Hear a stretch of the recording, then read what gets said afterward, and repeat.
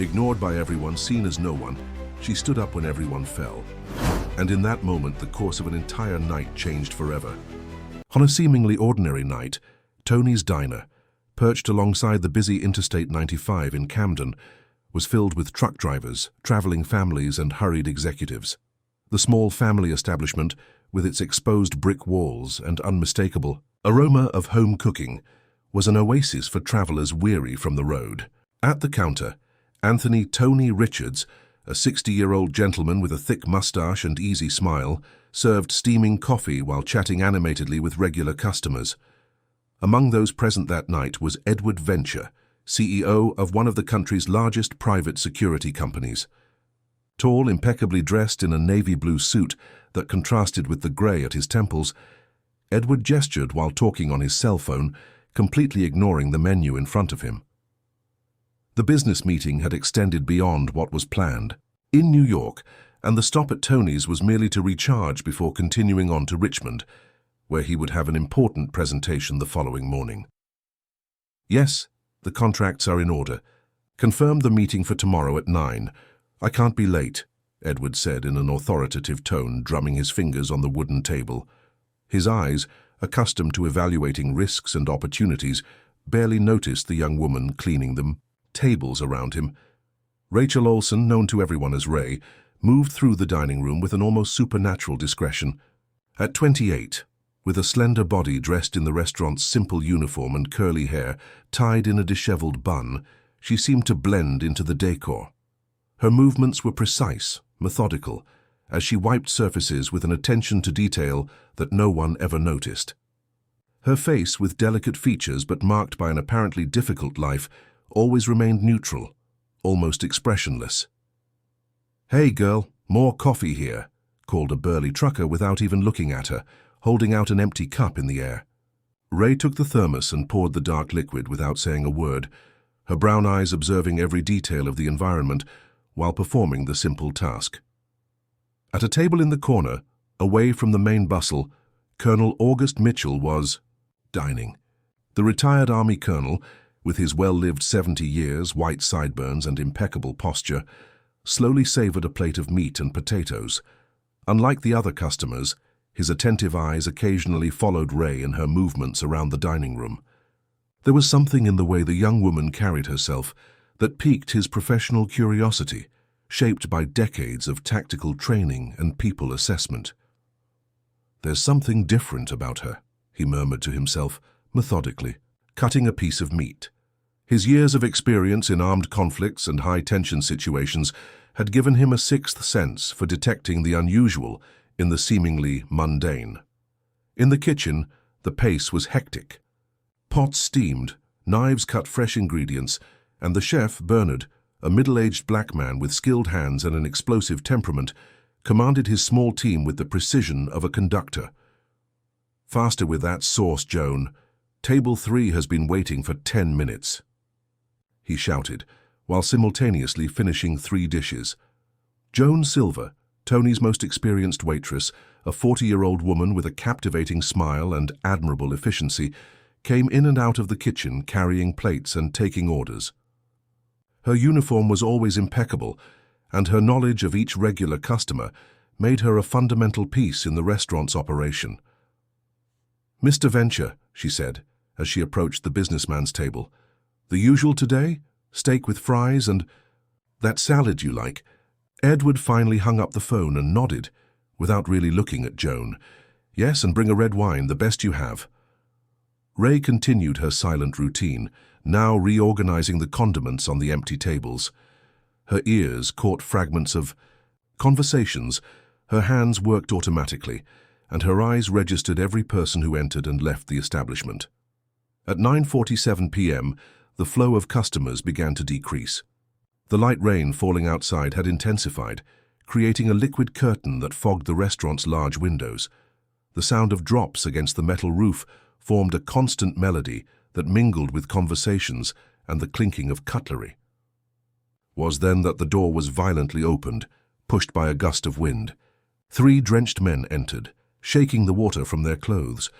They wore dark jackets with hoods that partially covered their faces, but there was nothing particularly threatening about them. just the appearance of travelers caught by surprise in the storm that was forming. "Good evening," Tony greeted from the counter, always cordial. Come in, come in. Bad night to be on the road." The newcomers looked at each other for a moment as if hesitating. The tallest of them, with an almost imperceptible scar on his chin, nodded briefly and headed to a table near the back exit. The other two followed him, sitting in positions where they could observe the entire dining room. Edward Venture barely registered the arrival of the new customers, absorbed in his emails. Colonel Mitchell, on the other hand, subtly adjusted his position to get a better view of the three men. There was something in their behavior that activated his instincts, the way they scanned the environment, the tension in their shoulders, the furtive glances exchanged amongst themselves. Ray noticed too. Without altering her rhythm or expression, she casually moved to clean a table near the newcomers.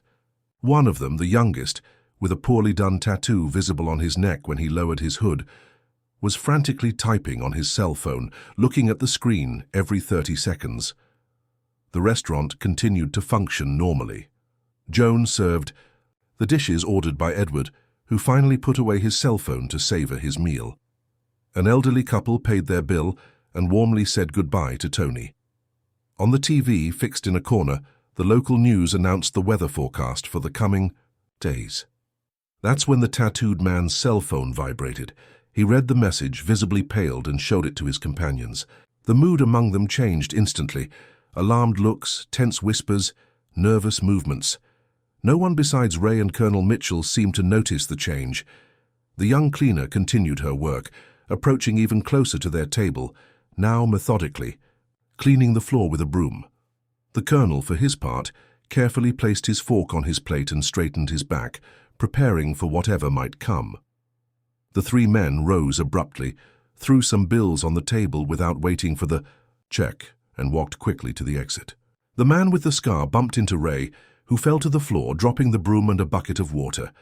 The contents spread out, creating a puddle that extended to Edward Venture's feet, splashing his expensive Italian shoes. "Look what you've done," exclaimed Edward, getting up irritated. But it wasn't clear if he was talking to Ray or the man who had knocked her down.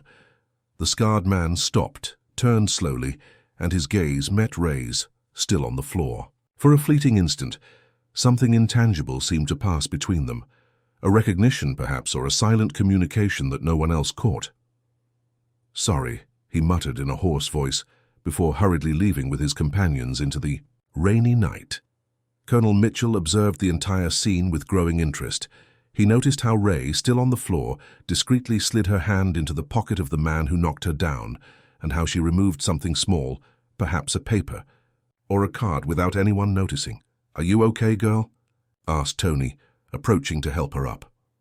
"I'm fine," replied Ray with disconcerting calm, using a strange expression that made Tony furrow his brow in confusion. Edward, now standing, looked with disdain at his wet pants and shoes.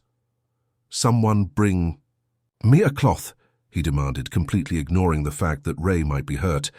The young woman got up by herself, refusing the offered help, and began to clean up the mess with the same methodical efficiency as always. Her eyes, however, followed the three men through the window, watching them get into a dark car and quickly leave, the headlights cutting through the curtain of rain that now fell torrentially. Colonel Mitchell calmly finished his meal, left a generous tip on the table, and walked to the counter to pay. On the way, he passed by Ray, who was now wringing out a cloth over the bucket. "Interesting technique," he commented in a low voice, just for her to hear. "Haven't seen something like that since the field days." Ray didn't answer, but her eyes met the colonel's for a brief moment. There was no fear or surprise in them, just a calculated intensity that confirmed Mitchell's suspicions. That young woman was not what she appeared to be. The night continued, the rain did not let up, and the customers gradually left. Edward Venture was the last to leave, leaving a minimal tip and a look of disapproval for Ray. When the restaurant finally closed its doors, it was past midnight. Tony was counting the cash while Bernard cleaned the kitchen. Joan had already left for home, concerned about the children who were with a neighbor. Ray was finishing arranging the chairs and sweeping the floor for the last time. "You can go, girl," Tony said kindly. It's already late, and this rain is only going to get worse. Ray nodded, stored her cleaning materials, and went to the small locker room in the back to change clothes. When she came out, dressed in faded jeans and a simple t-shirt under a thin jacket, Tony had already turned. Off almost all the lights. See you tomorrow, she said goodbye, going out into the stormy night. But instead of heading to the bus stop as she did every night, Ray walked in the opposite direction, entering the darkness of the back parking lot. Her body, previously curved and discreet, now moved with surprising confidence and agility. She took a cell phone from her pocket. Not the old device that everyone at the restaurant knew about, but an advanced and discreet model. She quickly typed a message. Contact established. Phase 1 completed. She put the device away and continued walking in the rain, her silhouette disappearing into the night as the water washed away any trace of her passage. If this story interested you, don't forget to subscribe to our channel and give a like. Tell us what city you're watching from. We continue. The following morning dawned with a surprisingly clear sky, as if the previous night's storm had been merely a nightmare. Tony's Diner opened its doors punctually at 6 o'clock, welcoming the first truck drivers seeking strong coffee before continuing their journey. Rachel arrived at 7, punctual as always. She wore the same simple work clothes and carried a small worn backpack. She greeted Tony with a discreet nod and went straight to the locker room to put on her uniform. "Good morning, Ray," said Joan, adjusting her apron while organizing the tables for the morning rush. "How was the trip home yesterday? That rain was terrible." "Normal," replied Ray with her usual economy of words. "I caught the bus in time." Joan smiled, already accustomed to her colleague's reserved manner. In the 6 months that Ray had worked there, no one had managed to learn much about her personal life. The little she told was that she lived alone in a distant neighborhood, had no family in the region, and really needed the job.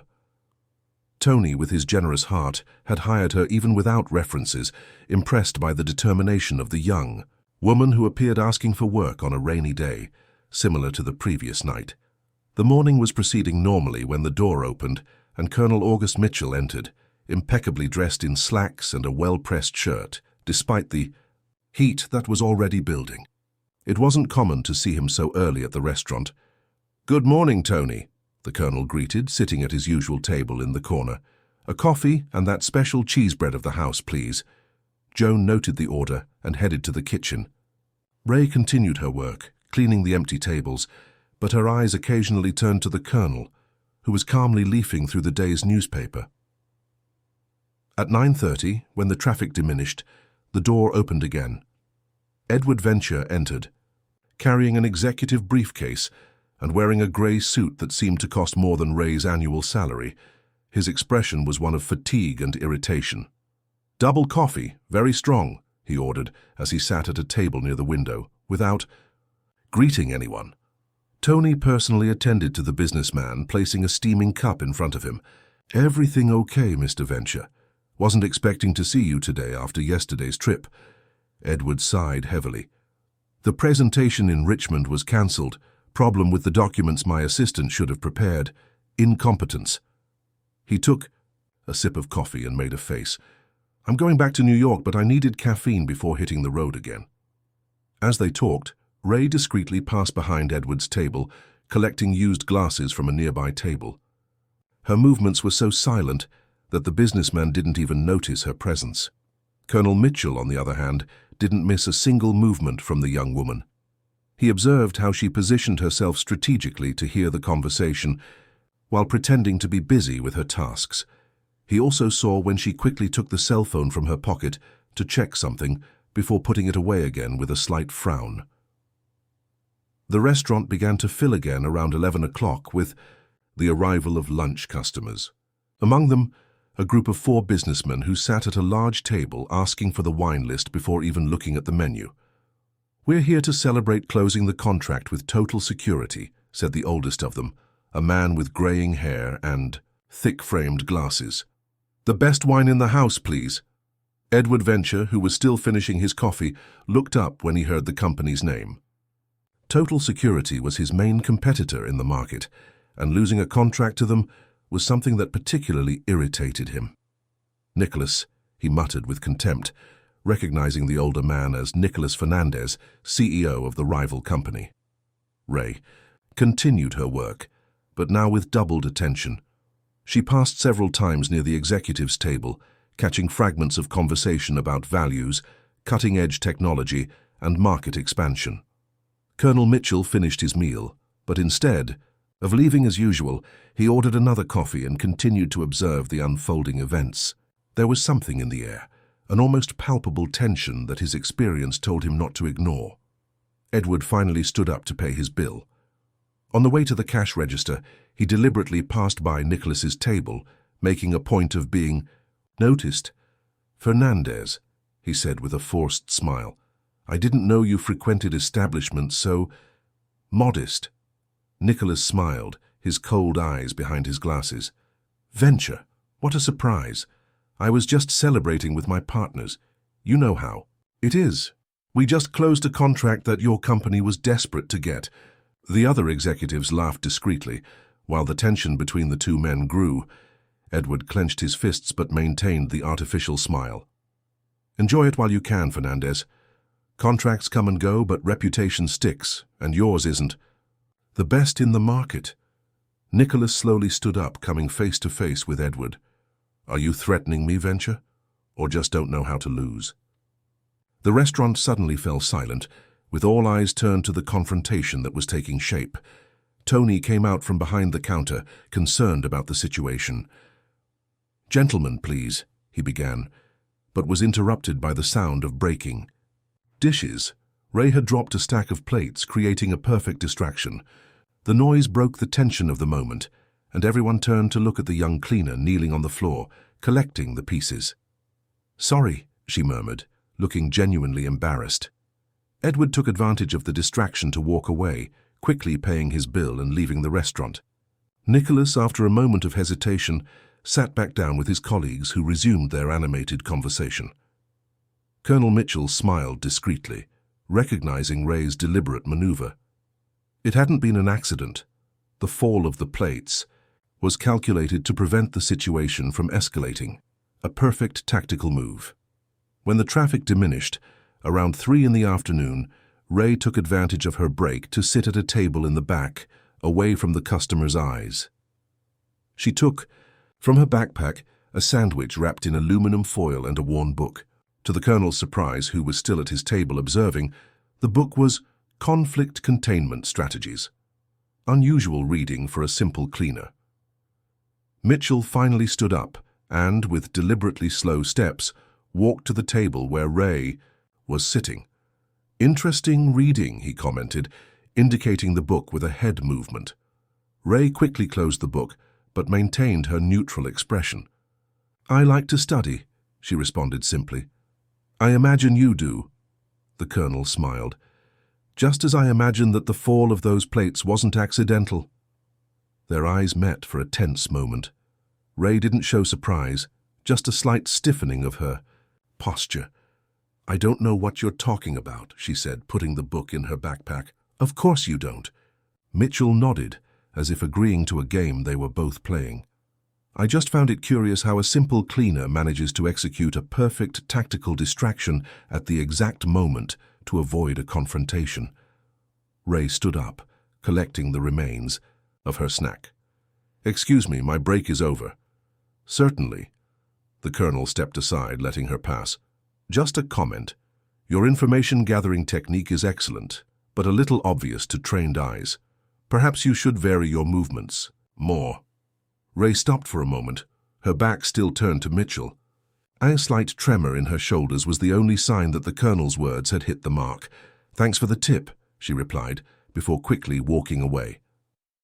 The colonel returned to his table, satisfied. His suspicions were confirming themselves. Rachel Olsen was not who she claimed to be. As the afternoon progressed, new customers entered and left the restaurant.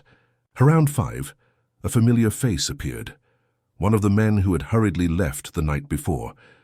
This time he came alone and without the hood that partially hid his face. The tattoo on his neck, a stylized symbol that looked like a snake or a stylized S, was clearly visible. The man sat at a table near the back exit, ordered just a coffee, and stayed observing the movement with restless eyes. His fingers drummed nervously on the table, and he checked his cell phone every few minutes. Ray continued her work normally, but the colonel noticed how she organized her tasks to always remain in the man's line of sight. At one point, she passed by his table to clean a non-existent stain, and the colonel could almost swear he saw a small object being slid under the coffee saucer. The tattooed man finished his coffee, left some bills on the table, and quickly left, without looking back. The colonel waited a few minutes before going to the bathroom. On the way, he passed by the recently vacated table and noticed that the object, which appeared to be a small USB drive, had disappeared. When he returned, Ray was nowhere to be seen. Joan informed him that she had left early, with Tony's permission, claiming a medical appointment. "Strange," commented Joan, adjusting the cutlery on a table. "In 6 months, it's the first time she's asked to leave early." Colonel Mitchell paid his bill and went out to the parking lot. From inside his car, he observed Ray walking quickly along the side of the highway, not in the direction of the bus stop, but toward a gas station about half a kilometer ahead. Instead of starting his vehicle, the colonel took out his phone and dialed a number he hadn't used in years. "Carlos, August Mitchell speaking. Yes, the same. I need a favor, information about a person. Rachel Olsen, approximately 28 years old, works as a cleaner at Tony's Diner on Interstate 95. He paused, listening to the response on the other end. "Yes, it's exactly what I'm thinking. I noticed too. I'll keep my eyes open and let you know if I discover anything else. Thank you, old friend." He hung up the phone and finally started the car. As he drove back to his home in Camden, he reflected on the events of the past 2 days. A cleaner who read books on conflict strategy, executed perfect tactical distractions, and apparently exchanged secret information in a roadside diner. "Who are you really, Rachel Olsen?" he murmured to himself as the sun began to set on the horizon, painting the sky with shades of orange and red that resembled fire, a harbinger of what was to come. At the gas station, Ray entered a small office at the back of the convenience store. A middle-aged man with graying hair and reading glasses was waiting for her, leafing through some documents. "You're late," he commented without raising his eyes. "I had unexpected company," replied Ray, her voice now firm and professional, completely different from the submissive persona she presented at the restaurant. "Colonel Mitchell is suspecting. We need to accelerate the timeline." The man finally looked at her, concern evident on his wrinkled face. "That complicates things. He has connections." "Or simplifies," countered Ray, taking the USB drive from her pocket and placing it on the desk. "I got what we needed. Now it's just a matter of time." The man took the device and connected it to a password-protected laptop. As the files loaded, Ray approached the small window that overlooked the highway, watching the cars passing at high speed. "Phase 2 begins tomorrow," she said, more to herself than to her companion. "And then Edward Venture will discover that appearances really do deceive." The day dawned with a dense fog covering Interstate 95. Trucks and cars passed with headlights on, their outlines diffuse in the opaque whiteness that enveloped everything.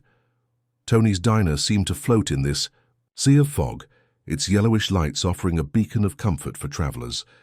Tony had arrived earlier than usual. A large order of fresh food was scheduled for that morning, and he wanted to personally supervise the delivery.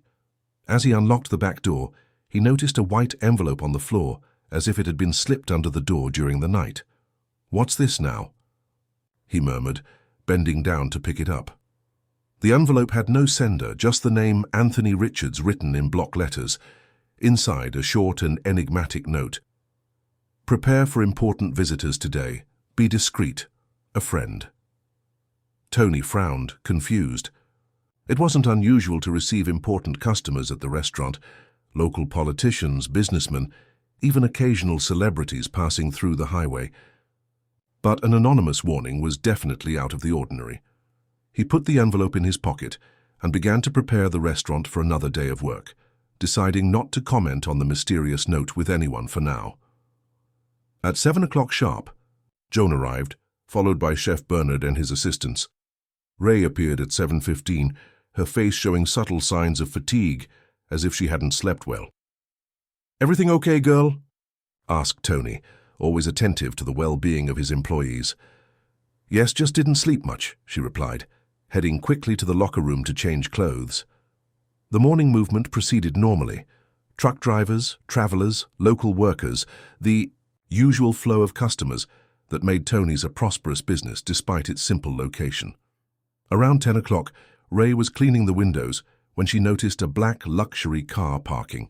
From the vehicle stepped an elegant woman, in her 40s, wearing an impeccable female suit and dark glasses that contrasted with her brown hair tied in a severe bun. She entered the restaurant with determined steps, looking around as if searching for someone. "Good morning," Joan greeted, approaching with a menu. "Table for one?" The woman smiled politely. "Actually, I'm expecting some colleagues. A table for 4, please, preferably with a view of the parking lot." Joan led her to a table near the window, from where one could observe both the restaurant entrance and the parking lot. "Can I bring you something while you wait?" "A coffee, please. Black." As Joan walked away to fetch the order, the woman removed her dark glasses, revealing intense, perceptive green eyes. Her gaze swept the entire environment, pausing for a moment on Ray, who continued cleaning the windows with methodical movements. 10 minutes later, a second car parked next to the first. It was a dark blue sedan, discreet but visibly expensive. From it emerged 2 men in executive attire carrying leather briefcases. They entered the restaurant and, after a brief moment of hesitation, headed directly to the woman's table. "Dr. Carter," greeted the older of them, a black man with gray at his temples. "Sorry for the delay." "No problem, Dr. Mendoza," she replied, indicating the empty chairs. "Where is Dr. Lima?" "On his way," replied the second man, younger and with a nervous appearance. "He had to make a stop at the regional office first." They sat down and placed their orders with Joan. More coffee, mineral water, and some cheese bread to share. The conversation proceeded in low tones, with documents being discreetly exchanged over the table. Ray continued her tasks, moving around the dining room in a way that always kept her at a distance that allowed her to hear fragments of the conversation without appearing to be paying attention. Colonel Mitchell had not yet appeared that morning, but his usual place was reserved as always. At 11 o'clock sharp, the door opened again and Edward Venture entered, looking more rested and satisfied than the day before.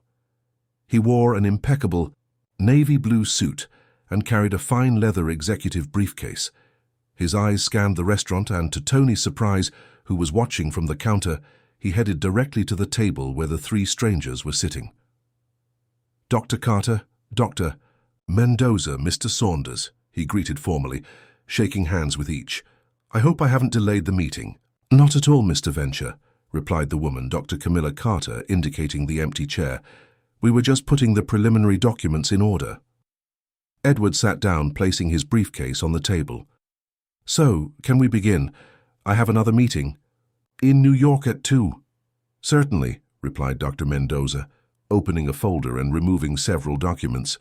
"As we agreed, this is just a preparatory meeting. The formalization of the agreement will take place at the company headquarters next week." Ray, now cleaning nearby tables, caught words like contract, transfer, security, and confidential. Her face remained expressionless, but her eyes acquired a glow of intensified interest. The restaurant door opened again, and Colonel Mitchell finally arrived, punctual as a clock for his late morning coffee. Upon entering, his experienced eyes immediately noticed the unusual meeting.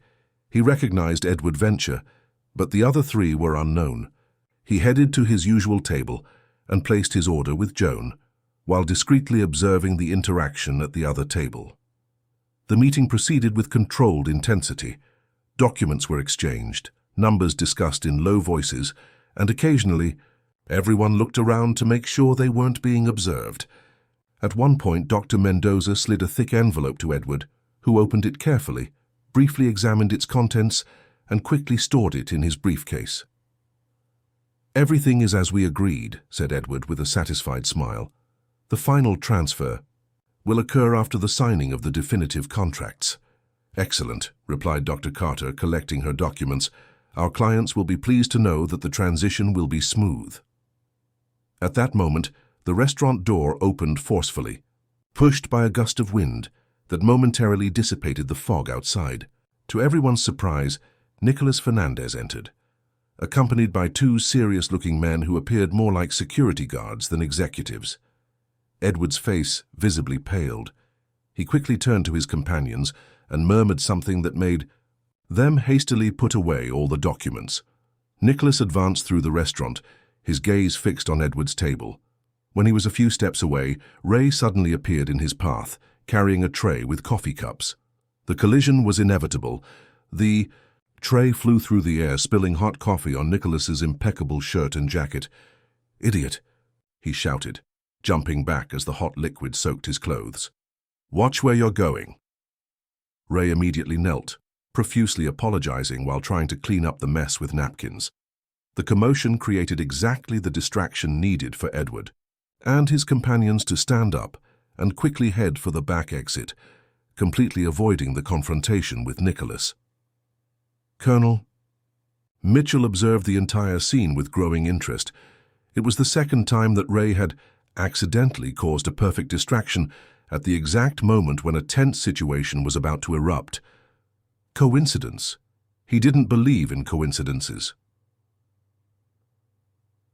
Tony hurried to calm Nicholas, offering apologies and promising to pay for the dry cleaning of his clothes.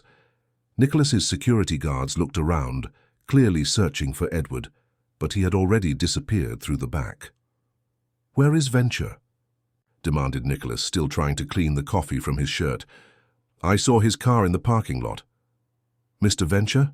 asked Tony, feigning confusion. "He was here earlier, but he must have left already, perhaps through the back. Many customers prefer that exit when there's fog on the highway." Nicholas cursed softly and made a gesture to his security guards, who immediately headed to the back exit. But when they got there was no sign of Edward or his companions. Meanwhile, Ray had discreetly disappeared, supposedly to fetch more cleaning materials. In fact, she was in the small storage room at the back, sending a quick message on her secret cell phone. Interference neutralized. Meeting successfully concluded. VIP in safety, awaiting instructions. When she returned to the dining room, Nicholas had already left, still visibly irritated. Tony was cleaning the table where the meeting had taken place, looking concerned. "Sorry for the trouble, Mr. Tony," said Ray in a low voice, approaching to help with the cleaning. "Don't worry, girl," he replied with a tired sigh. "Accidents happen, but it's the second time this week you've spilled something on a customer. Are you really okay?" "Yes, just distraction," she murmured, avoiding his eyes. Colonel Mitchell calmly finished his coffee, left a generous tip as always, and headed for the exit. On the way, he briefly stopped beside Ray, who was still cleaning the table. "Another perfect tactical distraction," he commented, just for her to hear. "I'm beginning to think that your true vocation isn't cleaning, Ms. Olson." Ray, imperceptibly, stiffened, but kept her eyes down. "I don't know what you're talking about, Colonel." "Of course you don't," he smiled enigmatically. "By the way, those three who were with Venture, I recognized Dr. Mendoza, former consultant for the Department of Defense, specialist in cybersecurity and sensitive technology transfer. Interesting to see him here, don't you think?" Without waiting for a response, the colonel left, leaving Ray momentarily immobile, her face finally revealing a flash of concern. The restaurant gradually returned to normal. Customers came and went, orders were taken, dishes washed, but something had changed.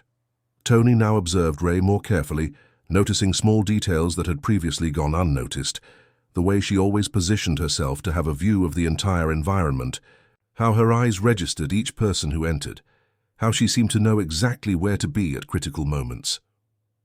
Around 3 in the afternoon, when the traffic diminished, Tony called Ray to his small office at the back of the restaurant. "Please, sit down," he said, indicating the chair in front of his simple desk. Ray obeyed, maintaining the submissive posture that everyone knew. "Ray," Tony began, carefully choosing his words, "you've worked here for 6 months and I've never questioned your past or your reasons for wanting this job. I respect people's privacy, but—" He paused, looking directly into her eyes. "Today I received this He took the envelope he had found that morning from his pocket and placed it on the desk. Ray looked at the envelope, then at Tony, her face still a mask of neutrality.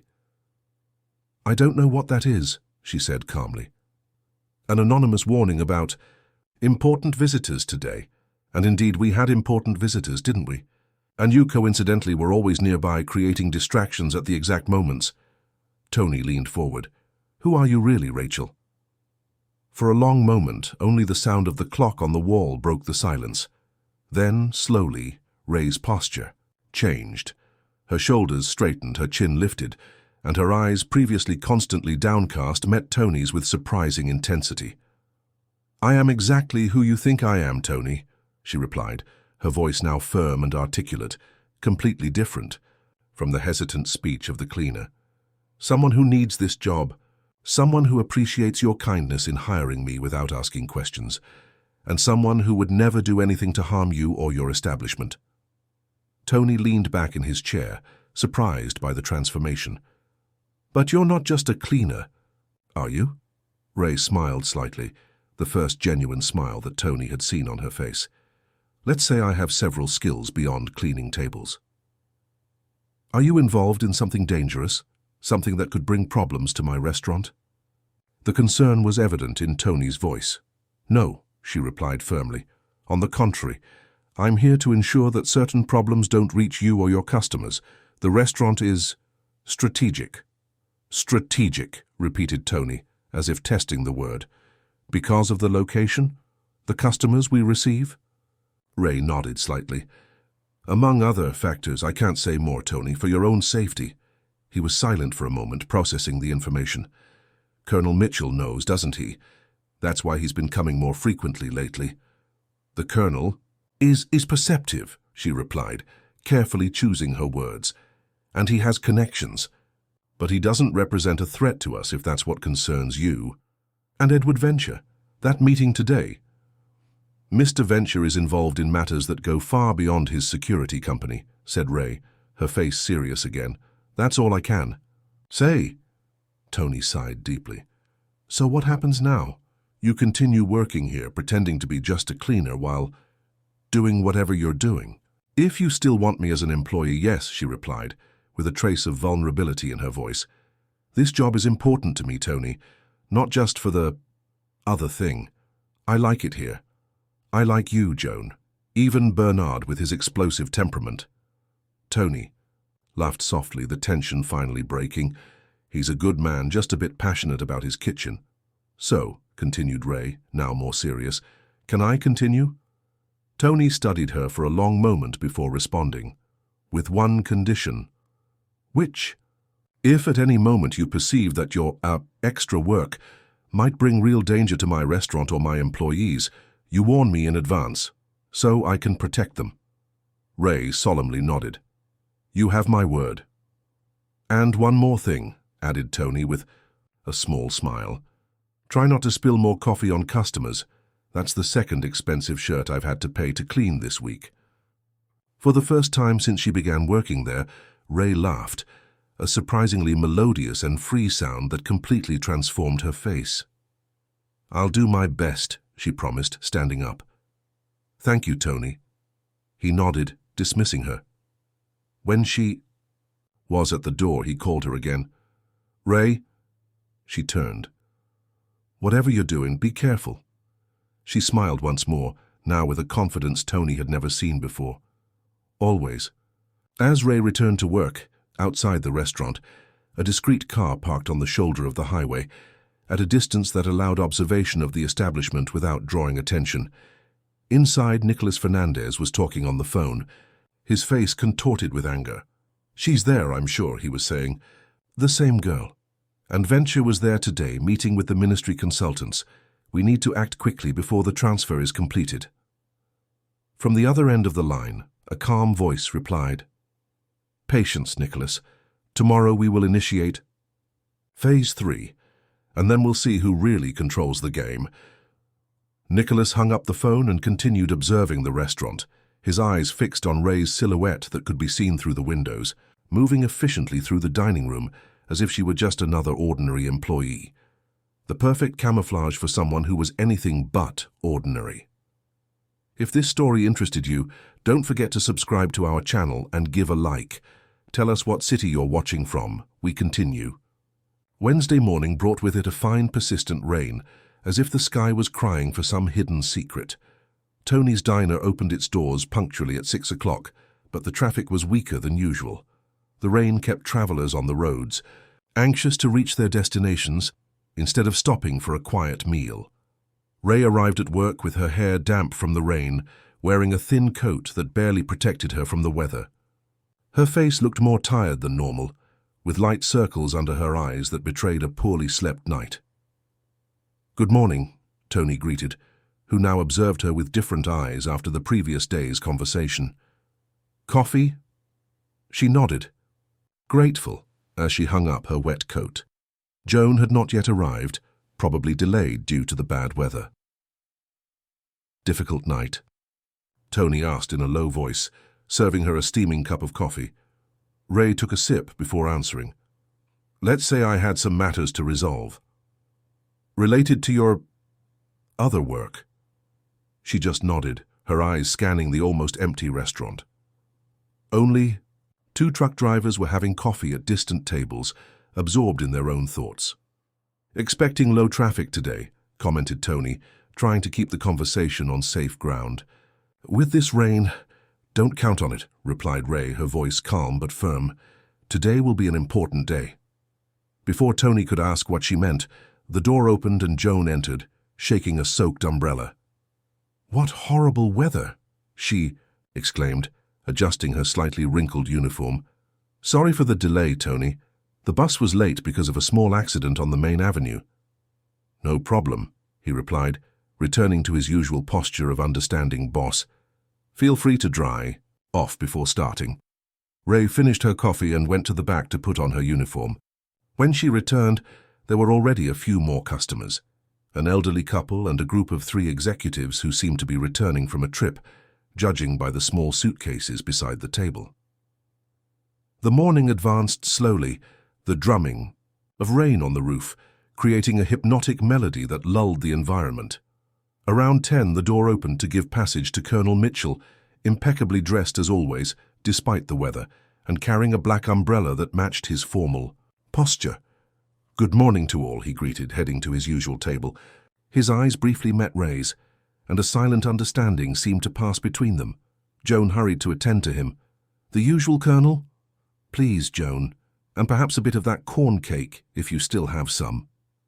As Joan walked away, the Colonel opened a newspaper he had brought with him, but his eyes barely scanned the pages. He was more interested in discreetly observing the restaurant's movement, and especially Ray, who was cleaning the empty tables with her usual efficiency. At 11:30, the door opened again, and Edward Venture entered, shaking the water from his expensive coat. He seemed tense, his eyes quickly scanning the environment before choosing a discreet table in the corner opposite to the Colonel's. "A strong coffee, please," he asked Joan, without taking his eyes off his cell phone. Ray continued her work, but now moved in a way to always remain in Edward's field of vision. Colonel Mitchell noticed the subtle change in her strategy and smiled to himself. 15 minutes later, to everyone's surprise, Nicholas Fernandez also arrived. He entered confidently, as if the restaurant belonged to him, accompanied by a young man who carried an executive briefcase and looked more like an assistant than a security guard. Edward looked up from his cell phone, and for a moment, his expression betrayed a mix of surprise and irritation. He clearly wasn't expecting to encounter his rival there on that rainy morning. Nicholas spotted Edward and, after a moment of hesitation, headed directly to his table. "Venture," he greeted with a smile that didn't reach his cold eyes. "What?" "A pleasant coincidence." "Fernandez," Edward replied dryly. "What brings you here? I thought you preferred more sophisticated establishments." Nicholas laughed, a sound without humor. "Sometimes the simplest places offer the best opportunities." There were frank conversations. Without asking permission, he sat in the empty chair across from Edward. His assistant remained standing, a few steps behind, like a silent guard. "I don't remember inviting you to join me," said Edward, his voice cold as ice. "Let's set formalities aside, Venture," replied Nicholas, leaning slightly forward. "We both know why I'm here. Enlighten me, please." "The contract with the department." Nicholas lowered his voice, but not enough to prevent Ray, who was now cleaning a nearby table, from hearing every word. "Or should I say Project Digital?" "Shield?" Edward paled slightly but maintained his composure. "I don't know what you're talking about." "Of course you do." Nicholas smiled again, now with a touch of malice. "Your meeting yesterday with Carter, Mendoza, and Saunders. Very discreet, I must say, but not enough." Edward cast a quick glance around, his eyes passing over Ray without really noticing her.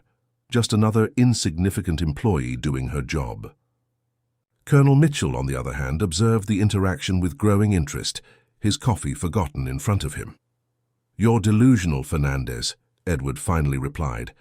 "I have meetings with various clients and consultants. It's part of the business."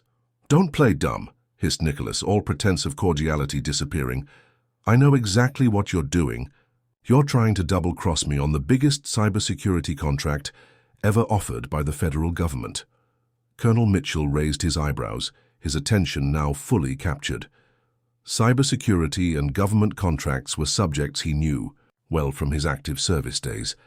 Edward took a sip of his coffee, buying time. "Business is business, Fernandez. If your company isn't up to the competition—" "Competition?" Nicholas laughed bitterly. "Is that what you call using privileged information, bribing department consultants, offering incentives to divert the contract that was practically guaranteed for total security?" Ray continued her methodical work, now cleaning the window glass near the table, capturing every word of the heated conversation. "Be careful what you say," warned Edward, his voice dangerously low. "Accusations like these can have serious consequences." "Consequences?" Nicholas leaned even further forward, almost whispering now. "You want to talk about consequences? What do you think will happen when I reveal to the authorities that you're planning to sell national security technology to foreign buyers?" Edward froze, his eyes widening almost imperceptibly. "That's absurd." "Is it?" Nicholas made a gesture to his assistant, who immediately advanced and placed the briefcase on the table. "I have proof, Venture. Recorded conversations, documents, bank transfers to accounts in the Cayman Islands." Ray paused her movement for a second, her face still turned to the window, but her ears completely tuned to the conversation. "Where did you get this?" asked Edward, his voice now a strangled whisper. "I have my resources," replied Nicholas with a triumphant smile, "just as you have yours." Colonel Mitchell discreetly cleared his throat, attracting Jones' attention. "The bill, please," he requested, without taking his eyes off the table where the two businessmen were talking. Edward took a deep breath, regaining his composure. "What do you want, Fernandez?" "Now we're getting somewhere." Nicholas smiled. "Again. It's simple. You're going to give up the contract. You'll call your contacts in the department and say that your company doesn't have the technical capacity to take on the project. And you'll give me all the documents and research you've already developed on Digital Shield. And if I refuse, then this evidence will reach the FBI today." Nicholas shrugged as if discussing the weather. "Your choice." Ray finished cleaning the window and walked away, heading to the back of the restaurant. On the way, she passed by Colonel Mitchell's table, who had just paid his bill. "Interesting conversation, don't you think?" murmured the colonel just for her to hear. "Very," she replied, without slowing down or looking at him. In the small storage room at the back, Ray took out her secret cell phone and quickly typed a message. "Confirmed. Fernandez has evidence of illegal negotiations. Project Digital Shield compromised. Awaiting instructions." The response came almost immediately. "Maintain position. Team on the way. Phase 3 initiated." When she returned to the dining room, the situation had escalated. Edward and Nicholas were now standing, facing each other with barely disguised hostility. "You don't know who you're messing with," Edward was saying, his voice trembling slightly with contained anger. "I know exactly who I'm dealing with," countered Nicholas. "An opportunist who thinks he can sell national secrets to the highest bidder." Tony watched the scene with growing concern from behind the counter. When his eyes met Ray's, she made a small, reassuring gesture with her head. Colonel. Mitchell, who should have left after paying his bill, remained seated, observing the unfolding events with analytical interest. "You have until tomorrow to give me an answer," Nicholas finally said, taking a step back. "After that, I can't guarantee your continued freedom." Edward stared at him with hatred in his eyes.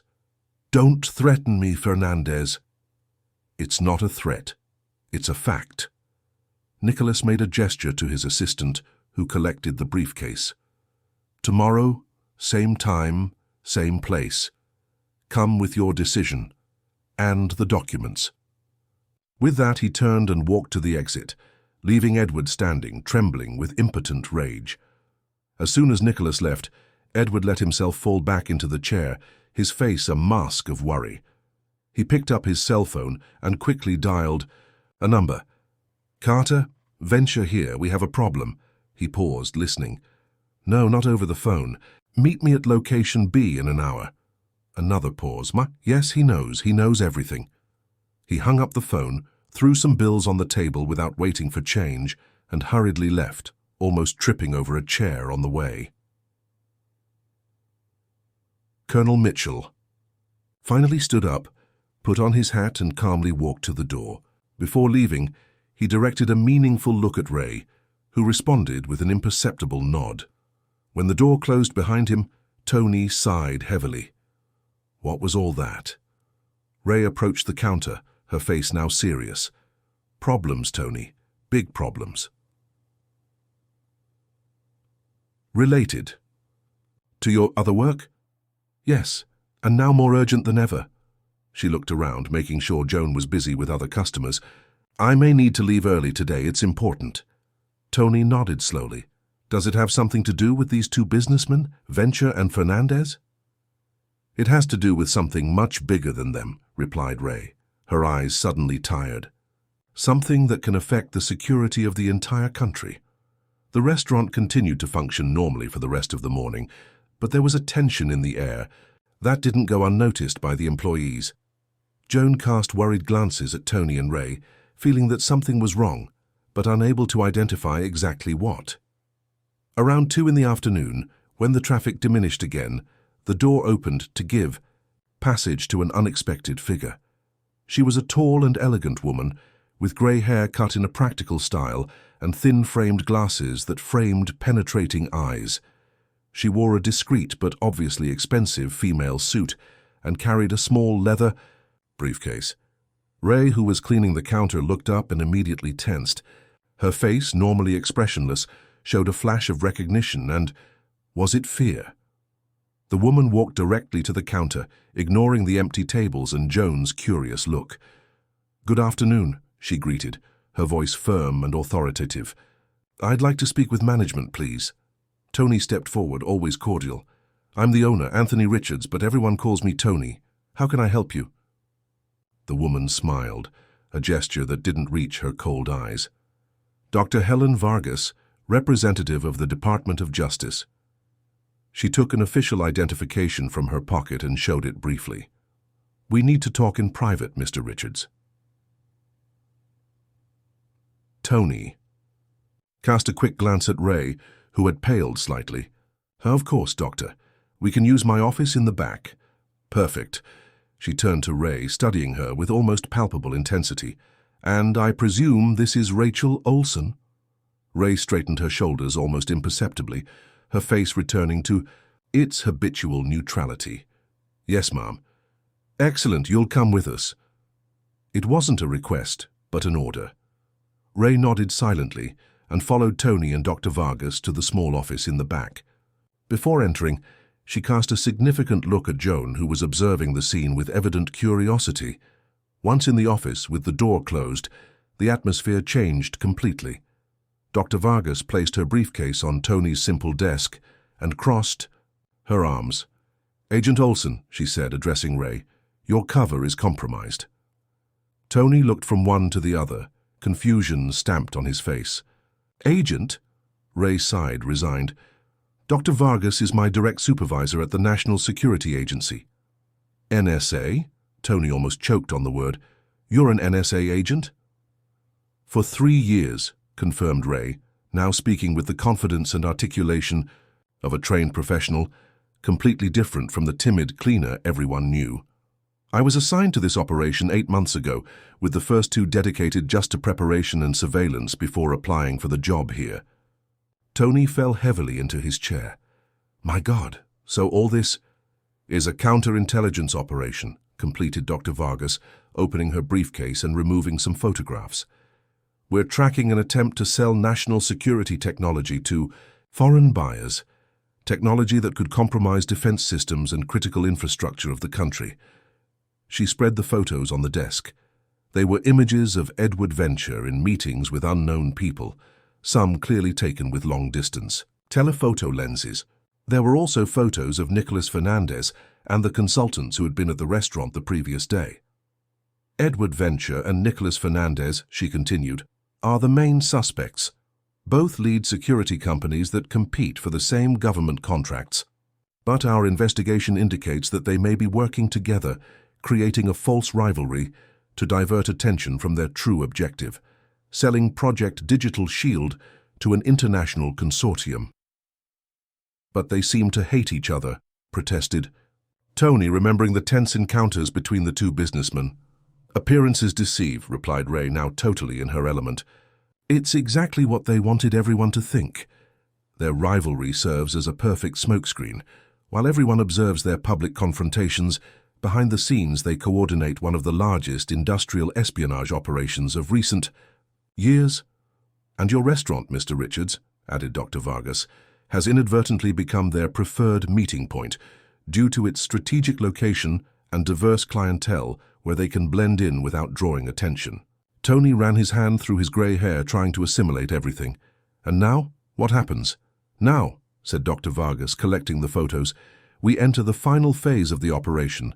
Tomorrow, when they meet again here, we'll be ready to intercept them and seize the evidence. And my restaurant? It will be temporarily closed during the operation, she replied, her tone not admitting arguments. For safety, but you will be properly compensated for any losses.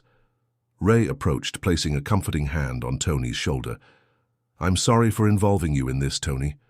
It was never my intention to put you or the restaurant at risk. He looked at her, really seeing her for the first time, not the discreet cleaner, but the confident and competent agent she really was. I always knew there was something different about you, girl, he said with a small smile. I just didn't. Imagine it was this. Dr. Vargas consulted her watch. We need to go, Agent Olson. We have a preparation meeting in half an hour. Ray nodded and turned to Tony. I need to leave now, but I'll return tomorrow to finalize everything. I'll be here, he replied, still dazed by the revelations. When the 2 women left the office, Joan observed them with curiosity.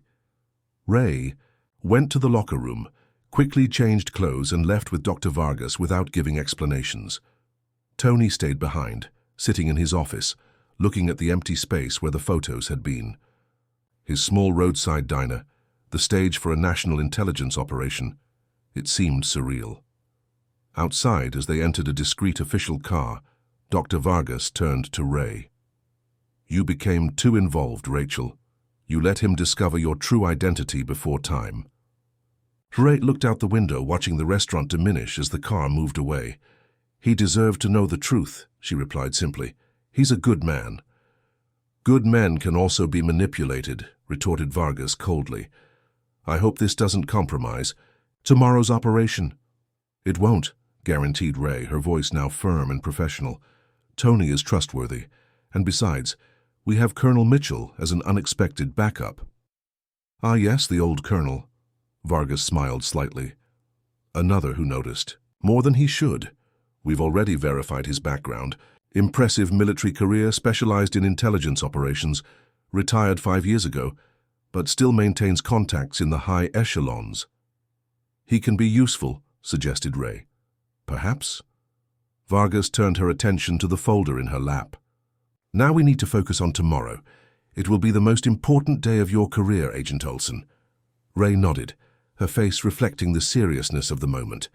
I'm ready. The car continued along the highway, moving away from the small restaurant where, for 6 months, Rachel Olsen had been just another invisible employee, the perfect camouflage for one of the most important intelligence operations of recent years. Thursday dawned with a clear sky and a bright sun that dramatically contrasted with the tension that hung in the air. Tony's Diner opened its doors at the usual time, but there was something different in the atmosphere. Tony moved with a nervous energy, checking and rechecking details he would normally ignore. Joan noticed the change in her boss's behavior, but attributed it to the weak movement of the past days due to the rain. "Do you think we'll have more customers today, Mr. Tony?" she asked, organizing the cutlery on the tables. "With this beautiful sun?" "Maybe," he replied distractedly, looking at the clock for the third time in 5 minutes. "Joan, would you mind going to the market to get more coffee? I think we'll need it." "Now, but we just received a delivery yesterday." "Please," he insisted, handing her some bills, "and you can take time to have a coffee there. No rush to return." Joan looked at him confused but accepted the money. "All right, I'll be back in an hour or two then." As soon as she left, Tony sighed in relief. One less person to worry about. He still had to convince Bernard and his assistants to take the day off, but that would have to wait until they arrived. At 7 o'clock sharp, the back door opened and Ray entered, but it wasn't the Ray everyone knew. She wore well-cut dark pants, a navy blue silk blouse and a structured blazer. Her hair, normally tied in a careless bun, was loose and well-arranged, framing a face now discreetly professionally made up. Even her posture was different, erect, confident, commanding the space around her instead of trying to disappear in it. "Good morning, Tony," she greeted, her voice firm and clear. "Did you manage to dismiss Joan?" "Yes, sent her shopping, but Bernard and the others should arrive soon. Don't worry about them." Ray smiled, a gesture that completely transformed her face. "Dr. Vargas took care of that. They all received messages informing that the restaurant will be closed today for emergency electrical maintenance." Tony nodded, relieved and impressed with the efficiency. "And now what do we do?" "Now we prepare the scenario." Ray walked through the dining room, observing every detail.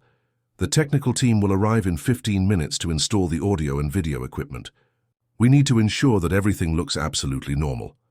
As predicted, a discreet van parked at the back of the restaurant shortly after. 3 men and a woman entered carrying what appeared to be common toolboxes, but which actually contained state-of-the-art surveillance equipment. "Good morning, Agent Olsen," greeted the oldest of them, a middle-aged man with the appearance of an IT technician. "Everything ready for the installation?" "Yes, Martinez. This is Anthony Richards, the owner. He's aware of the operation and has given us full access." Martinez and his team worked quickly and efficiently, installing micro-cameras at strategic points, directional microphones disguised in lamps, and imperceptible motion sensors. In less than an hour, Tony's Diner had been transformed into one of the most sophisticated surveillance installations in the country, without anything looking out of place. "Impressive," murmured Tony, observing the finished work. "I can't identify any of the equipment." "That's the idea," replied Martinez with a proud smile. "They're prototypes developed by the agency's technical department. Undetectable even to professional scanners." Ray checked her watch, almost 9 o'clock. "Everything working perfectly?" "Yes, ma'am. We can monitor every inch of the restaurant with crystal-clear audio and high-definition video." The command center is installed in the van with direct retransmission to HQ. "Excellent." She turned to Tony. "I need you to act naturally when they arrive. Serve them as you would on any other day. I'll be in the kitchen, monitoring everything. Don't worry, we'll be protecting you all the time."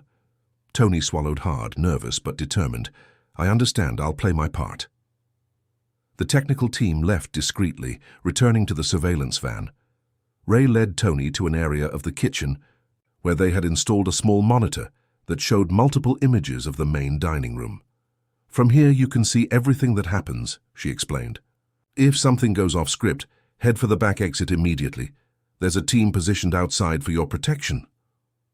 "And you? What will you do?" Ray's gaze hardened slightly. "My job." At 10 o'clock, the restaurant door opened, and Colonel Mitchell entered. He wore civilian clothes, but there was something in his posture that betrayed the military man. He walked directly to the counter where Tony was trying to appear busy. "Good morning," greeted the colonel, casting a discreet look at the restaurant's regular security cameras, not the hidden equipment recently installed. "Coffee, please." Tony nodded, serving him a steaming cup. "Quiet day today, Colonel. Weak traffic." "I imagine so," replied Mitchell in a low voice. "Where is our common friend?" Before Tony could respond, the kitchen door opened and Ray came out, now wearing the restaurant's simple uniform but still with a different posture. More alert, more present. She carried a tray with fresh bread. "Good morning, Colonel," she greeted, placing the bread on the counter. "Complete breakfast today?" Mitchell smiled, recognizing the subtle transformation. "Yes, please. I have a feeling I'll need energy for the day ahead of us." Ray returned to the kitchen, and Mitchell headed to his usual table from where he had a privileged view of the entire dining room and both entrances to the restaurant. At 11 o'clock, exactly as predicted, Edward Venture arrived. He seemed tense, carrying an executive briefcase firmly under his arm. His eyes scanned the almost empty restaurant, pausing for a moment on Colonel Mitchell before choosing a distant table. "Coffee, Mr. Venture?" offered Tony, approaching with the thermos. "Yes, please," he replied distractedly, checking his expensive wristwatch. "Has Nicholas Fernandez arrived yet?" "Not yet, sir." Edward drummed his fingers on the table nervously. "Bring me a sandwich too. Anything quick." Tony nodded and withdrew to the kitchen, where Ray was attentively watching the monitors. "He's nervous," she commented. "Check the briefcase he brought. It probably contains the Project Digital Shield documents." "What if he notices we're watching?" "Unlikely. Venture is too arrogant to consider that a simple cleaner and an old retired colonel could represent any threat." At 11:15, Nicholas Fernandez arrived, accompanied not by the assistant from the previous day, but by a burly man who had all the appearance of a professional security guard. The man remained near the entrance while Nicholas headed directly to Edward's table. "Venture," he greeted dryly, sitting down without being invited. "I see you're punctual when you're afraid." Edward forced a cold smile. "Just efficient, Fernandez. Something you clearly don't understand." In the kitchen, Ray observed the interaction with professional intensity. "The tension between them is real," she murmured. "They're not faking the mutual contempt." Colonel Mitchell ate calmly, but his attentive eyes didn't miss a single movement of the two businessmen. He noticed when Edward discreetly slid the briefcase under the table out of Nicholas's sight. "So," began Nicholas, leaning forward, "have you made your decision?" Edward hesitated for a moment. "Yes, but it's not what you expect." In the surveillance van parked at a safe distance, Dr. Helen Vargas monitored everything with her team. "Get ready," she instructed over the communicator. "Something is about to happen." Nicholas narrowed his eyes. "What do you mean?" "I mean, Fernandez, that your blackmail isn't going to work." Edward smiled, now with more confidence. "Because I also have information about you. Information that the FBI would find extremely interesting." Nicholas's face paled slightly. "You're bluffing." "Am I?" Edward leaned back in his chair. "What do you think the FBI would say about your negotiations with the Moscow technology cartel, or about the secret meetings with Chinese government representatives to discuss the digital wall project?" Now it was Nicholas's turn to look uncomfortable. "You have no proof of that." "I have as much proof as you have against me." Edward smiled, triumphant. "We're at an impasse, Fernandez. If you denounce me, I denounce you, and we both lose." In the kitchen, Ray was quickly typing on her cell phone, reporting the new developments. "Moscow Technology Cartel. Digital. Wall project. We need more information on this." Colonel Mitchell, still at his table, discreetly activated a small device in his pocket, a high-precision recorder that captured every word exchanged between the two businessmen. "What do you propose, then?" Nicholas finally asked, his voice cautious. "A partnership," replied Edward, lowering his voice. "Instead of mutually destroying each other, why not join forces? The Digital Shield project is worth billions. There's enough market for both, especially abroad." Nicholas's eyes shone with renewed interest. Are you suggesting we share the technology? I'm suggesting we share the profits. Edward looked around, making sure no one was nearby. My company keeps the official contract with the US government. Your company manages the alternative exportation of the technology to interested international clients. In the surveillance van, Dr. Vargas smiled coldly. Got you, she murmured. Explicit confession of intention to illegally sell sensitive technology. And how do we divide the gains? Asked Nicholas, now clearly interested. 50-50, replied Edward. All documented through shell companies in the Cayman Islands, untraceable. Nicholas considered the proposal for a long moment. I need guarantees. Naturally. Edward bent down and picked up the briefcase from under the table. I brought a sample of the technology to demonstrate my good faith. A functional prototype of the quantum encryption module of Digital Shield. Nicholas's eyes widened. You brought that here to a roadside diner? No one would suspect, replied Edward with a confident smile. Who would pay attention to us in a place like this? In the kitchen, Ray exchanged a significant look with Tony. It's now, she said, picking up her communicator. Dr. Vargas, they're about to make the physical exchange of the prototype. Permission to intervene. Granted, replied Vargas's firm voice on the communicator.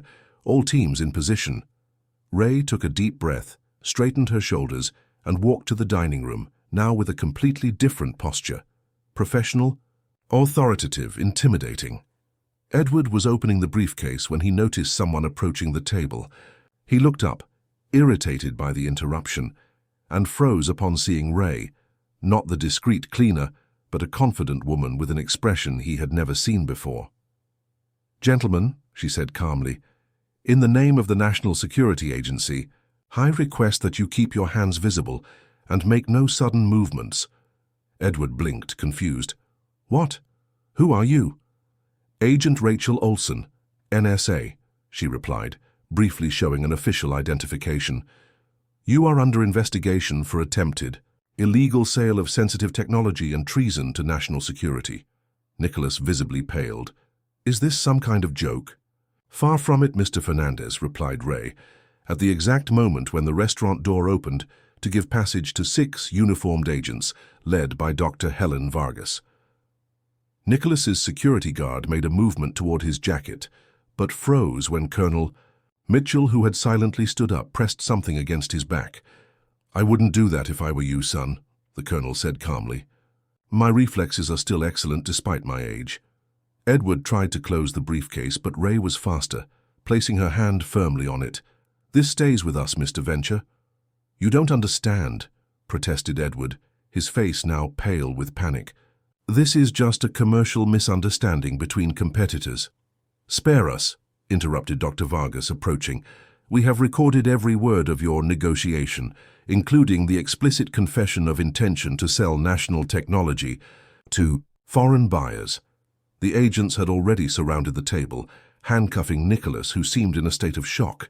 His security guard was also detained, offering no resistance upon realizing he was completely outnumbered.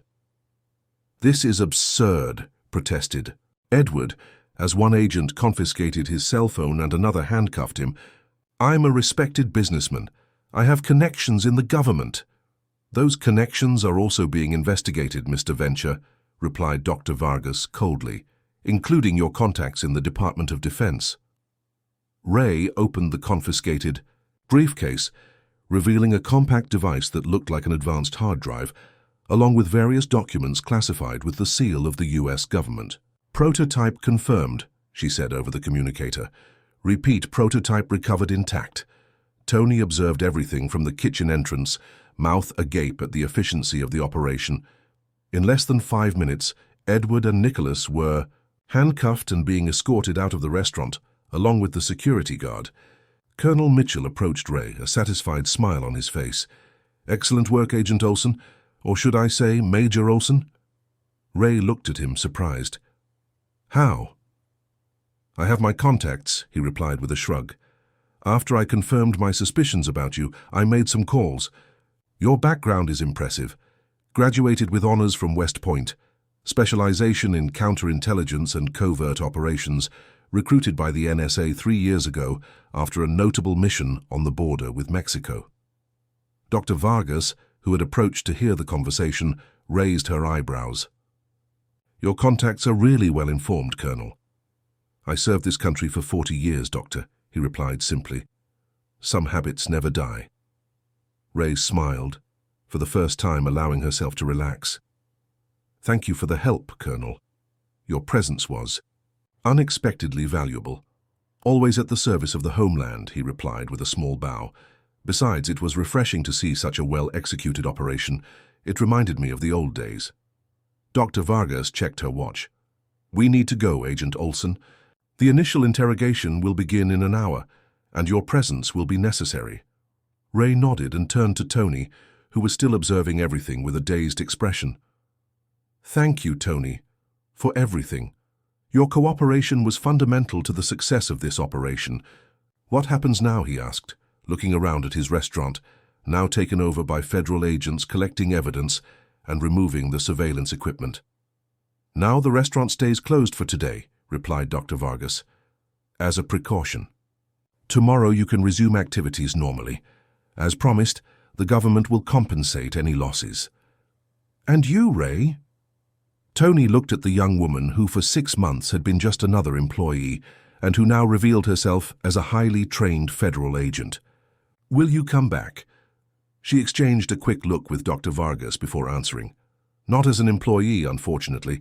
My mission here is concluded, but I promise to return as a customer." Her smile softened. "I'll miss your coffee." Tony nodded, understanding. "There will always be a cup waiting for you." Colonel Mitchell discreetly cleared his throat. "If I may suggest, I believe it would be prudent to verify who else might be involved in this scheme. Businessmen of this caliber rarely act alone." "We're already on that, Colonel," assured Dr. Vargas. "Today's operation is just the tip of the iceberg. We have teams ready to conduct simultaneous searches at the headquarters of both companies and at the suspects' residences." Ray consulted her watch. "We need to go. The operation at the companies begins in 30 minutes. She extended her hand to Tony, who ignored it and embraced her strongly. "Take care, girl, and thank you for trusting me." "I'm the one who should thank you," she replied, returning the embrace, "for giving me a chance when no one else would."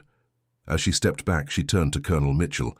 "As for you, Colonel, the NSA could use consultants with your experience and insight." Mitchell laughed softly. "Perhaps in another life, Agent Olson. I'm too old to return to active duty, but I'll always be around should you need an experienced pair of eyes." With a final wave, Ray followed Dr. Vargas out of the restaurant, where several official vehicles were waiting. As she entered one of the cars, she looked through the window at the small roadside diner that had been her observation post for 6 long months, a place where no one ever noticed the silent cleaner, and that was exactly what had made her so effective. "Ready for the next phase?" asked Dr. Vargas beside her.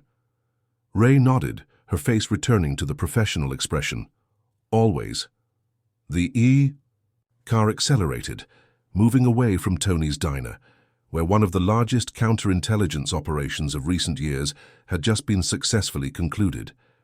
And as the distance increased, Rachel Olson, or rather Major Rachel Olson, allowed herself a small smile of satisfaction. The invisible one had finally become visible, and the result had been spectacular. 3 months passed since the operation at Tony's diner. Life on Interstate 95 followed its usual rhythm. Trucks and cars crossing the asphalt day and night, tired travelers seeking a place to rest and eat, the December sun punishing the pavement. Tony's diner continued to be a reference point for those passing through the region. After a brief period closed for renovations, the official story released to explain the days of inactivity after the operation, the establishment had returned to normal functioning. For most regular customers, nothing had changed, except, perhaps for some details in the decoration and the new security system discreetly installed. It was a quiet Thursday when a black official car parked in front of the restaurant. From it descended an elegant woman wearing an impeccable female suit, Dr. Helen Vargas, now promoted to Director of Strategic Operations at the NSA. She entered. the restaurant with determined steps, being immediately recognized by Tony, who came to receive her personally. "Dr. Vargas, what a pleasant surprise," he greeted, guiding her to a reserved table in the corner away from curious ears. "To what do we owe the honor?" "Just a courtesy visit, Mr. Richards," she replied with a small smile, sitting down, "and to personally deliver this." She placed an official envelope with the federal government's letterhead on the table. Tony picked it up, curious. "What is this?" "The promised compensation for the inconveniences caused during the operation, and an additional bonus as thanks for your cooperation. The U.S. government recognizes the importance of citizens like you, Mr. Richards." Tony opened the envelope, and his eyes widened upon seeing the value of the check inside. "This is very generous." "It's the least we can do," replied Vargas. "Your restaurant played a crucial role in an operation that, without exaggeration, safeguarded vital interests of national security." "And how are things? The operation? The results?" asked Tony, lowering his voice. Vargas took a sip of the coffee that Joan had just served before answering. "Better than we expected. Edward Venture and Nicholas Fernandez were formally indicted for espionage, attempted sale of sensitive technology, and treason. The investigation expanded and revealed a much larger network than we initially imagined, involving government officials, businessmen, and even foreign agents."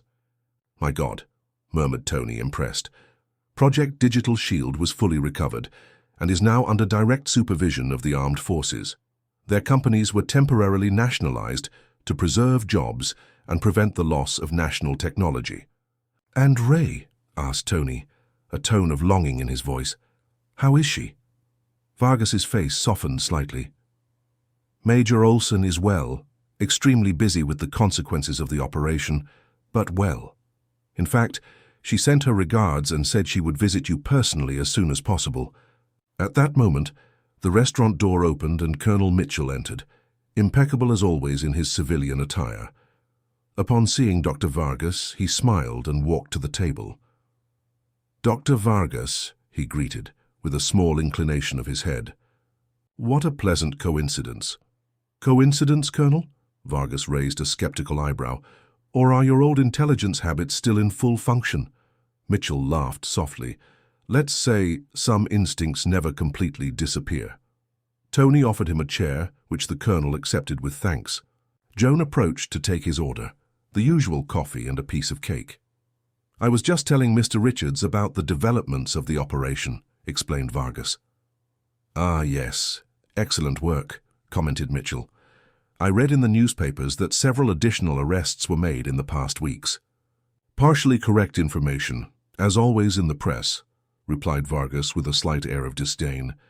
"The truth is that we're still unraveling the threads of this conspiracy. Each day brings new surprises." "And our friends Venture and Fernandez?" asked the Colonel. "They've started to collaborate, I imagine." "Fernandez broke first, as we expected," confirmed Vargas. "He's providing valuable information in exchange for a reduced sentence. Venture still maintains the arrogant posture, but his lawyers have already initiated conversations about a possible agreement." The conversation was interrupted by the sound of the door opening again. The three looked in that direction and saw a familiar figure, Rachel Olson, unrecognizable to those who had only known her as the discreet cleaner at Tony's. She wore an elegant grey pantsuit with a white blouse.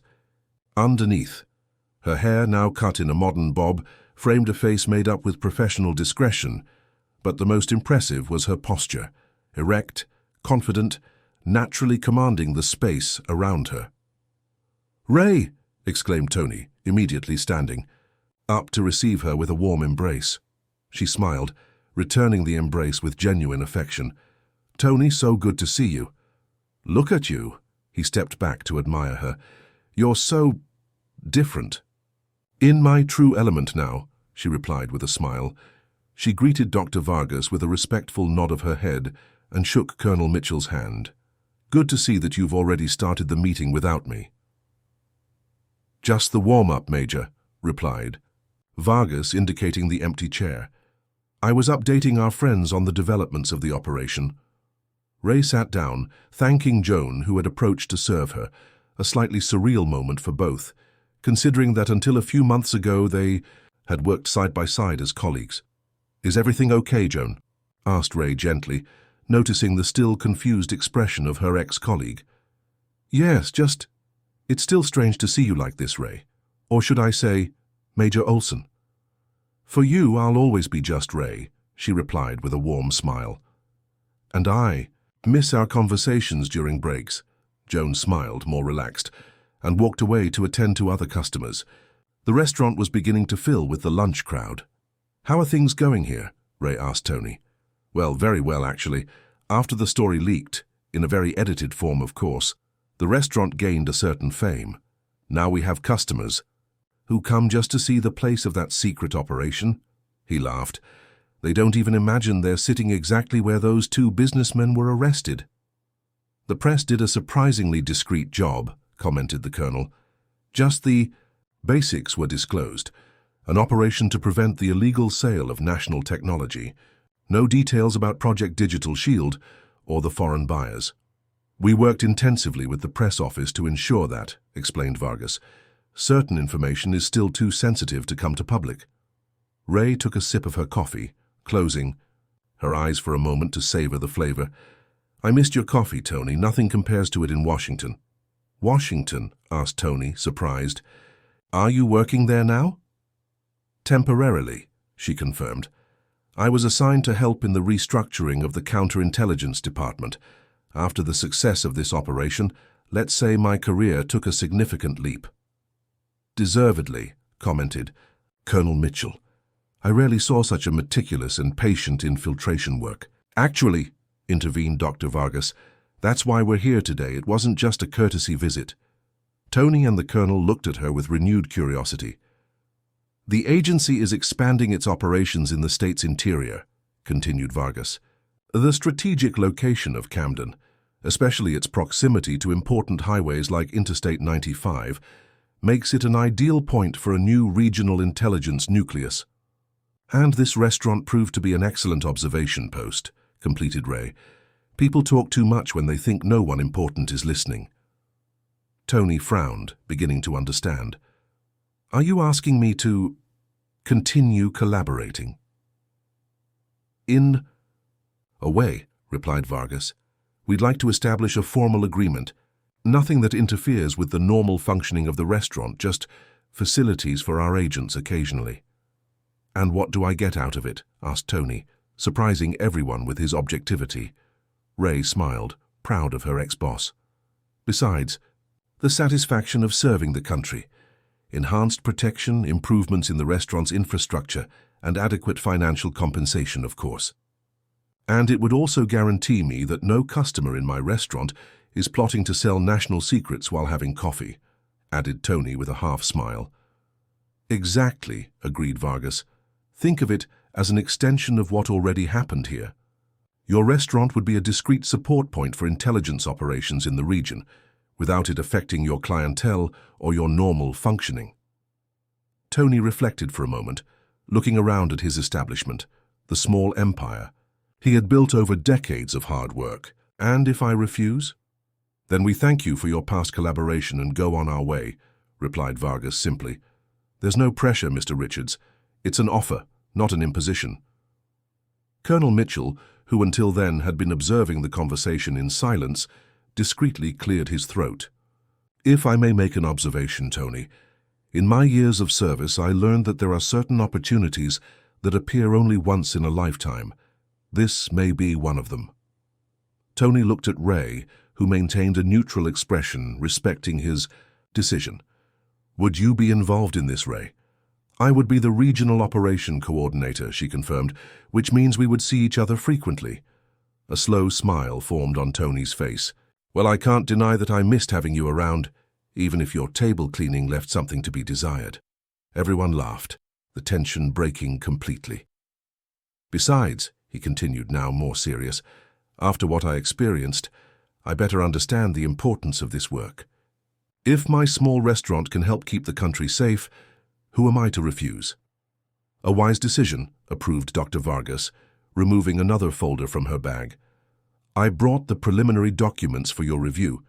Take your time. Consult a lawyer. Her if you wish." As Tony leafed through the documents, Ray leaned back in her chair, observing the restaurant's movement with now freely analytical eyes. Joan served the customers with her usual efficiency. Bernard could be heard in the kitchen, commanding his assistants with strident orders.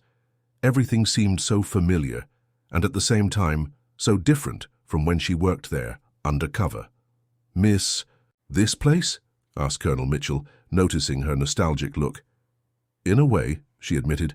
"There was a simplicity in that life. Cleaning tables, serving coffee, observing without being noticed. Invisibility has its charm," agreed the Colonel. "I spent many years of my career cultivating it." "But it's also good to be seen, finally," completed Ray with a small smile, "to be recognized for what I really am." "And what comes next for you, Major Olson?" he asked. "After this new nucleus is established?" Ray hesitated, exchanging a quick look with Dr. Vargas before answering. "There are rumors about an international mission. Nothing defined yet, but let's say my professional horizon has expanded considerably after the success here." "Deservedly," repeated the Colonel, raising his cup in a silent toast. Tony finally finished examining the documents and looked at Vargas. "Everything seems in order, but I have one additional condition." "Which would be?" she asked, intrigued. "I want Colonel Mitchell involved," replied Tony, surprising everyone. "As a consultant or whatever, I trust his judgment, and he has already proven his value during the previous operation." Mitchell seemed genuinely surprised. "Tony, I appreciate the confidence, but I've been retired for years." "And clearly bored," completed Tony with a smile. "I'm not fooled, Colonel. You didn't come to my restaurant every day just for the coffee and cake. You were seeking action, movement, purpose." The Colonel laughed, surprised by the restaurant owner's insight. "Perhaps you're right." Dr. Vargas considered the proposal for a moment. "It wouldn't be without precedent. We have several senior consultants with a similar profile. Your experience would be valuable, Colonel, especially for training younger agents."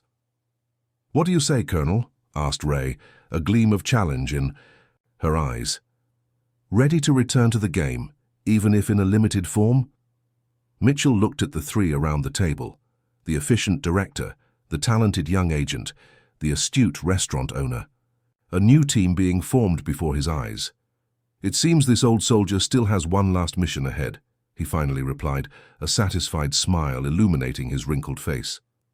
"Excellent," declared Vargas, closing her folder. "I'll arrange the necessary documents." As they finalized the details, the restaurant door opened again and a young woman entered. She was approximately the same age as Ray, with dark hair tied in a simple ponytail, modest clothes, and a discreet posture.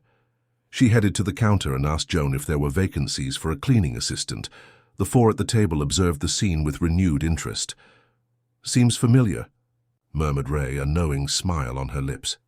"Extremely," replied Vargas, also observing the newcomer. "History repeating itself, perhaps?" "Or just a coincidence," suggested the Colonel, although his tone indicated that he didn't believe in coincidences. "Well," said Tony, standing up, "if we're going to continue in this business, I'd better start practicing. I'll go see what this young woman has to offer." As he walked away to talk to the job candidate, Ray, Vargas, and the Colonel exchanged complicit looks. A new phase was beginning for Tony's Diner, still a stopping point for tired travelers, but now also a discreet node in the invisible network that protected national security. The young woman at the counter smiled timidly at Tony, her eyes downcast, and her posture submissive. The perfect image of someone easily ignorable, someone who would become part of the furniture, invisible to most customers. "What's your name?" asked Tony, studying her with eyes now trained to see beyond appearances. "Danielle," she replied softly, "but everyone calls me Danny." From across the restaurant, Ray observed the interaction with a nostalgic smile. She knew better than anyone that sometimes it was precisely the people that no one noticed who had the power to change everything. "To the future," she proposed, raising her cup in a toast. "To the future," replied Vargas and the Colonel in unison, completing the gesture. Outside, the December sun shone on Interstate 95, where cars and trucks continued their incessant journey, oblivious to the small roadside diner where invisible observers watched over the security they would never know was threatened. And so, a new chapter began, not just for Ray, Tony, and Colonel Mitchell, but for all those who would one day cross the doors of Tony's where, behind the facade of simplicity, attentive eyes would continue vigilant, silently protecting a country that barely knew of their existence.